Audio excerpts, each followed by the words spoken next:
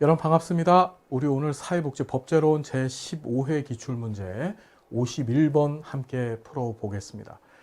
자, 우리나라 사회복지법에 관한 설명으로 옳지 않은 거 됐습니다.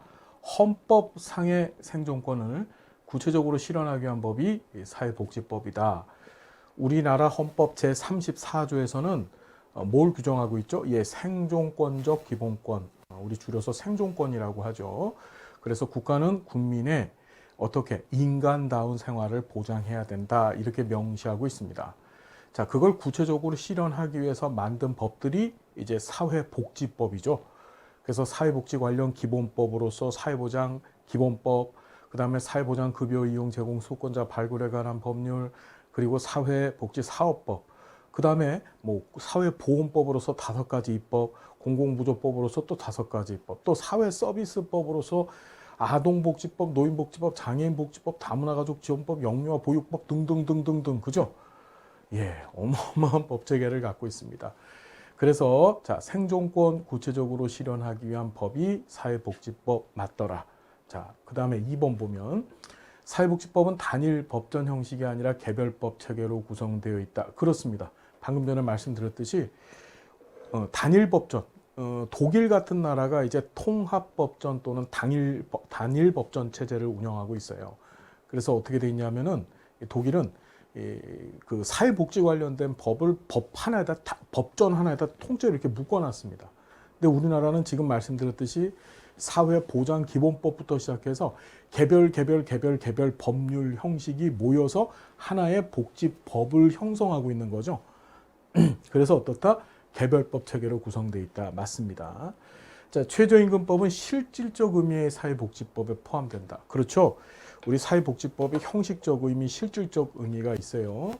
그래서 실질적 의미라고 하는 것은 뭐냐면 법의 명칭이나 구조, 형태 뭐 이런 것들이 사회복지법하고 좀 거리가 먼 것처럼 보이는데 그 법이 담고 있는 취지, 그것이 사회복지가 추구하는 가치와 일맥상통합니다. 사회복지가 추구하는 인간의 존엄성이라든지 또는 사회통합이라든지 이런 것과 일치되어지는 법을 우리는 뭐라 그래요? 그것을 실질적 의미 사회복지법이라고 합니다.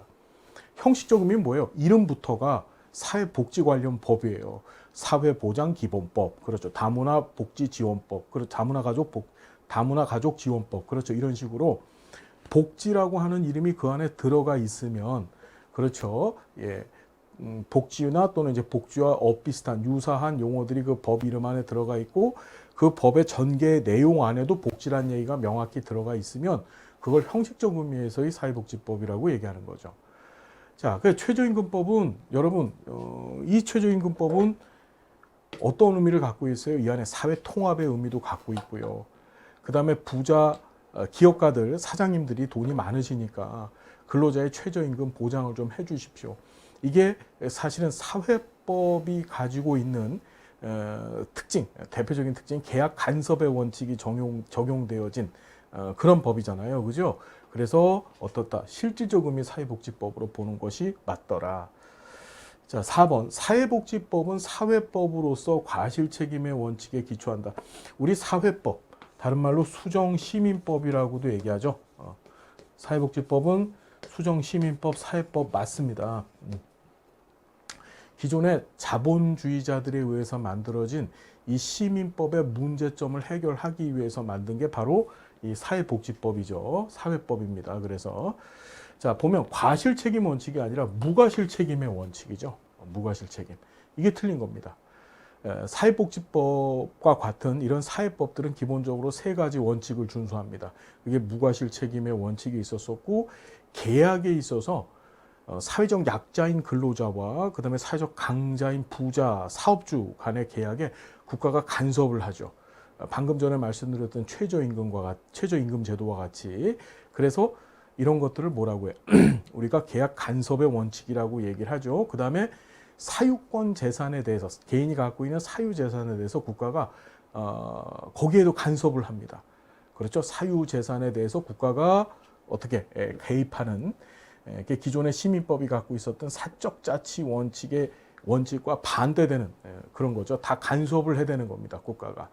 그 3가지 원칙 가운데 이 무과실 책임의 원칙이 있더라. 특히 무과실 책임의 원칙 하면 여러분 생각나셔야 될 게 뭐죠? 산업재해보상보험제도가 바로 이 무과실 책임의 원칙에 근거해서 만들어진 법이죠. 산업재해보상보험법이. 그렇죠? 예, 그래서 사용자만 이제 보험료를 지불하게 됩니다. 근로자는 근로를 함에 있어서 그 과실 여부와 상관없이 어떻게 되나요? 보상을 받게 되죠. 산업재해가 발생했었을 경우에 상당한 수준의 인과관계만 성립된다고 한다면 보상을 받게 한다는 것이 이제 무과실 책임의 원칙입니다. 자, 그래서 답은 4번이 틀렸고요. 이런 문제 잘 봐야 되죠. 예, 무자 하나 빠져갖고 틀린 거고요. 사회복지법에는 공법과 사법의 요소들이 어떻게 공존하고 있다.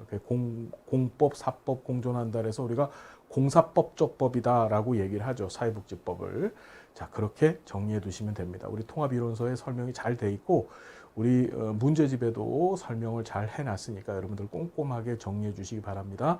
자, 감사드리고요. 다음 시간 또 행복한 모습으로 여러분 만나 뵙겠습니다. 고맙습니다.